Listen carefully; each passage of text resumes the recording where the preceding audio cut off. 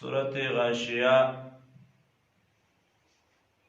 دا مکی سورت دے ترتیب دے قرآن کی 88 نمبر دے مخ کی سورت اعلی سرا د دې مناسبت او ربط په یو څو طریقو باندې دی. اوله طریقه دا ده مخ کی سورت اعلی کې ویلې من یخشا او اشقا هغه سوچ د الله یریږي او هغه سوچ هغه بدبخت دی. نو دې صورت کې د هغې کسانو لپاره بشارت او یره ذکر کوي چې د الله نه یریږي، د هغې لپاره خوشخبري بیانوي، او چې اشقا دی د هغې لپاره یره ذکر کوي. دویم هغه صورت اعلی کې توحید ذکر شو په تسبیح سره، سبح اسم ربک الاعلی. نو دې صورت کې د هغې د اثبات دپاره څلور شواهد بیانوي، څلور شواهد هغه ذکر کوي. درېیمه وجه دا ده چې په دې هغه صورت کې ذکر و امر په تذکیر باندې په شرط د نفع ورکولو باندې چې د کتاب د قرآن بیان کوه، نو یقیني چې بیان د الله د کتاب فایده ورکوي. نو دې صورت کې امر دی په تذکیر باندې، او سره د علت د هغې نه چې انما انت مذکر، یعنې ستا ذمهواري ده چې ته نصیحت او بیان د دین د الله وکړي. پنځمه وجه دا ذکر کوي علما، څلورمه وجه چې هغه صورت کې دا ویلي چې النار الکبرا لوی اور، په دې صورت کې العذاب الاکبر ذکر کوي، لوی عذاب. مقصد د صورت چې دی یره منکرینو ته او بشارت دی زیره دی ایمان والو ته، او تذکیر په قرآن سره د پاره د یاداشت د غاشیه د قرآن بیان کوه چې خلقو ته قیامت را یادېږي. مقصد دا دی. اول کې یره ده منکرینو ته په لسو طریقو سره، اووم آیت پورې. بسم الله الرحمن الرحیم. مدد غواړو د الله نه په شروع کولو کې چې عام مهربان دی او خاص رحم کوونکی دی. هل اتاک حدیث الغاشیه، هل په معنا د قد، یقینا راغلی تا ته خبر د هغه آفت پټونکي، هغه آفت چې پټونکی دی. وجوهن بعض مخونه به یومئذ خاشعتن، په دغه ورځ باندې به ذلیله وي. غاشیه معنا هغه آفت چې پټوي خلقو لره په هیبتونو ګبراهټونو سره، او دا یو نوم د قیامت دی د نومونو د قیامت نه، یا نوم د اور د جهنم دی چې پټوي به ټول بدنونه د جهنمیانو. د یومئذ خاشعه، په دا ورځ باندې به ذلیله وي. عاملة ناصبه، هغه عمل کوونکي او ستړي به وي، محنت کوونکي ستړي به وي، محنت به هم کوي ستړي به وي، او د دغه محنت سره سره به بیا تصلا نارا حامیه، داخلیږي به ګور سخت ګرم ته. علما وایي چې دا څوک دی چې عمل کوي او بیا د دغه عمل سره سره به بیا هم جهنم ته داخلیږي. وایي دا خلک دي چې هغه په دنیا کې عمل نه کوي په عقیده د شرک او د شرک باندې، عقیده کې شرک وي او عمل کوي نو عمل قبول نه دی کړی. یا دویم مقصد دا دی چې اعمالو کې بدعات دي، داسې عمل کوي چې هغه شریعت کې د هغې اصل نه وي، او دی په هغې باندې عمل کوونکی دی، نو دی خو ځان ډېر ستړی کوي، ډېر تاوانونه کوي. په دنیا کې ځان ډېر ستړی کوي، منځونه، روژې، عبادتونه وغیره، لیکن په آخرت کې به دې ستړی وي. د ده هغه کوم مقصد چې دی نو هغه ورته نه حاصلېږي. د دې وجې نه امام بخاري رحمه الله ذکر کوي چې دا مراد هغه راهبان د نصاراو دي چې ځان ډېر ستړی کوي او ډېر به پرهیزګاري کوي، لیکن از ځان ستړی کوي دغه عمل فایده نه ورکوي. حسن بصري رحمه الله روایت نقل دی، هغه ذکر کړی دی، علی رضی الله عنه روایت نقل کړی دی چې عمر رضی الله تعالی عنه شام ته لاړه. هلته چې وکته یو راهب و، یو د عیسایانو یو مشر و، هغه چې ولیده نو ډېر بوډا زوړ او خیرن پیرن و، بلکل ځان صفایه ته جوړ نه و. د وجې د ډېر عبادت او د ډېر مصروفیاتو نه ځان صفایي هم نه شو کولی. نو دې وجې نه عمر رضی الله عنه وژړل. چا ورته وویل ای امیر المؤمنین ولې ژاړئ؟ وی داسې دا مسکین چې دی دا د یو مقصد دپاره لګی دی، لیکن هغه مقصد نشي موندلی. او دا انسان چې دی دا یو امید ساتي او په هغې کې خطا شوی دی چې زما له به الله اجر راکړي، جهاد به راکړي، بدلې به راکړي او ډېر ثوابونه به راکړي، لیکن دی په هغې کې لارې خطا کړې ده.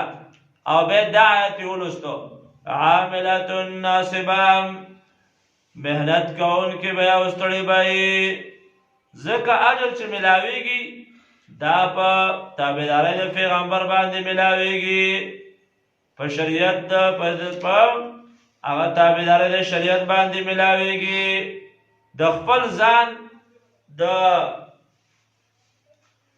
د ښودنې دپاره یا د خپل ځان د ځان د طریقې جوړول په دین کې او هغې ته دین ویله، په دې باندې انسان که ډېر اعمال وکړي نو هسې عمل کوونکي دي، ځان ستړی کوي لیکن قبلېږي نه.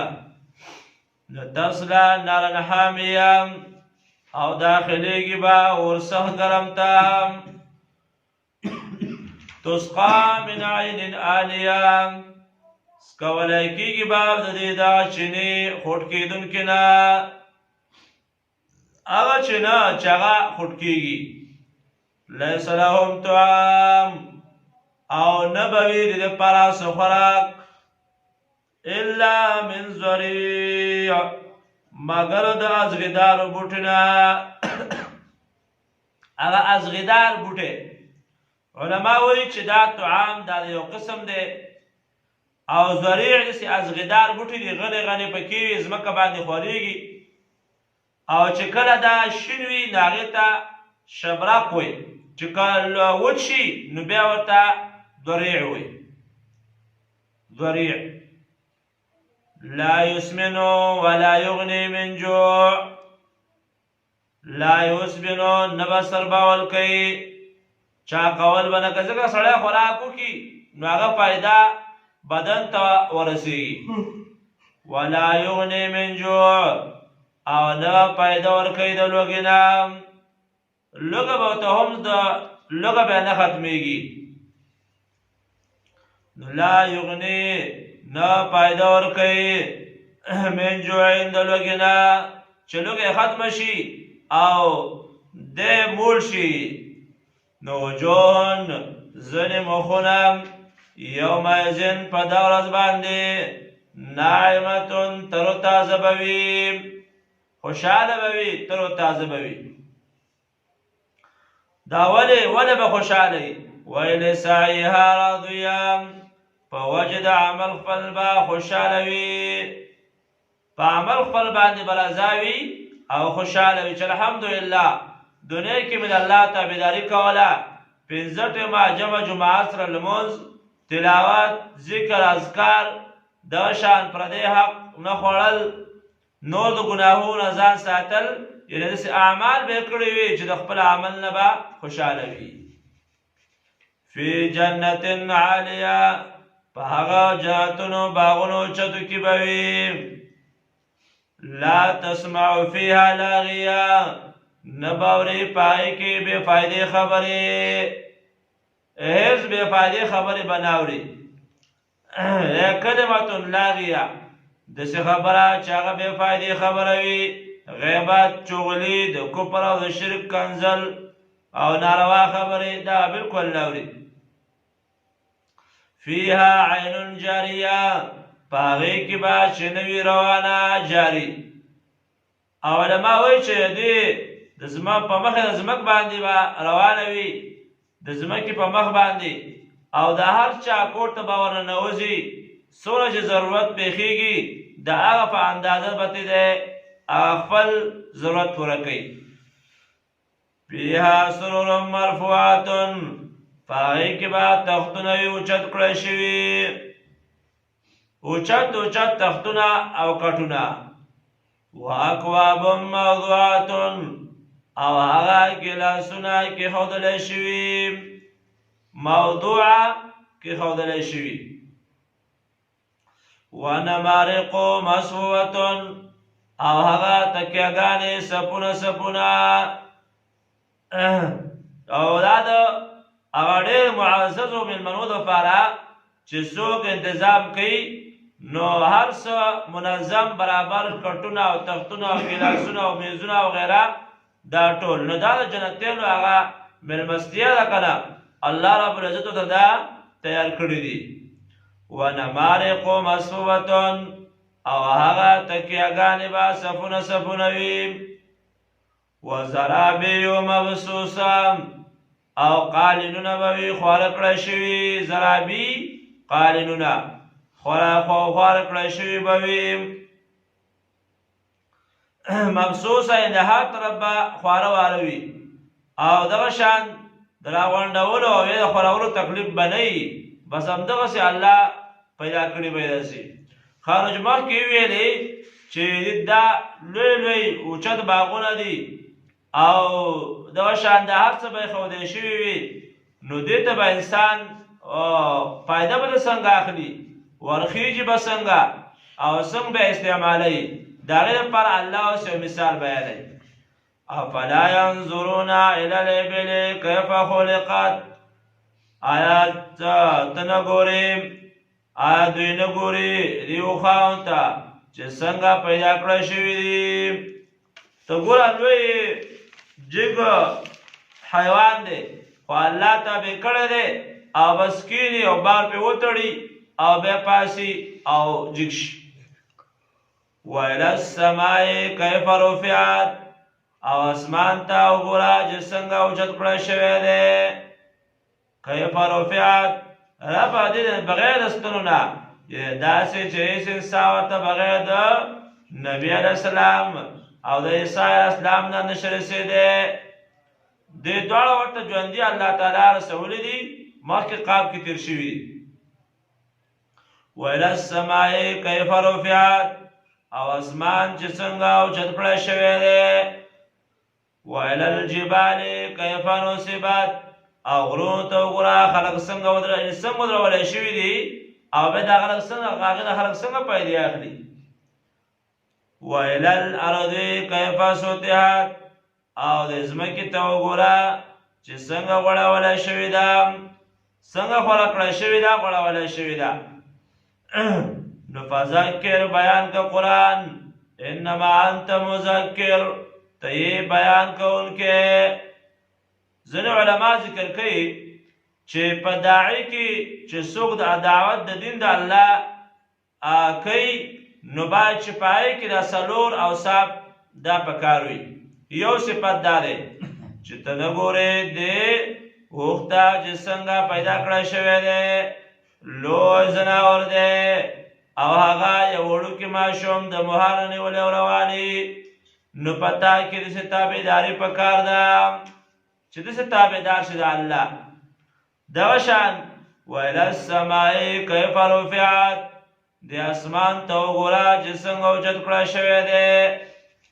نو اسمان پایدې عام دي کلمر دی هم عامو خلقو ته دی که سپوږمۍ دي نو هم عامو خلقو ته دي لمر دی باران دی نو دا د عامو د پایدې لپاره دی دینه چې کوم منافع راځي هغه د عام مسلمانانو انسانانو لپاره دي دغسې ستا د دعوت پیدا به عامه وي هر چاته دا نه چې بعض دپاره به وي او بعض دپاره به نه وي نو الی السماء کیف رفعت دویم دغه صفت په داعی کې پکار دی دریم و الی الجبال کیف نصبت د غرونو ته وګوره چې څنګه ودرولی شوي دي غر په خپل ځای باندې ولاړ دی که جمع راځي که اوړه راځي که مصیبتونه راځي او زلزلې راځي خو دی په خپل ځای باندې ولاړ دی دغسې داعي به که هر قسمه مشکلات پیدا کیږي خو دی په خپل کار باندې